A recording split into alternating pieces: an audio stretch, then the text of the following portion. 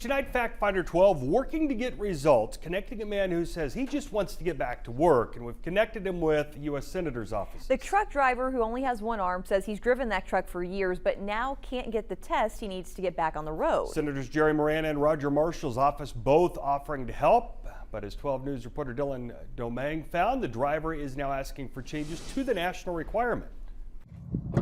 Colin Metzger started driving at a young age. I started driving with a farm permit at 14 years old. He does it with just one hand, born without half of his left arm. He's never worn a prosthetic.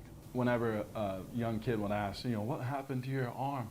I always say, that's the way God made me. It was not until he became a field diesel technician, driving company trucks and 18-wheelers, that he had to prove the strength in his left arm. The customer's down. After receiving his commercial driver's license and DOT medical card, he had to take an extra test called a Skills Performance Evaluation, or SPE, that checks for mobility and stability. Somebody from the federal government came down, and then they had to drive the car. And he had commented that, I shift gears and downshifted better than anybody that he's seen. That evaluation was also backed up in here by a local doctor 2 years ago who said that Metzger functions well without the need for a prosthetic. But an SPE has to be renewed every 24 months by an orthopedic surgeon. Well, the last doctor to perform an SPE on Metzger has since retired.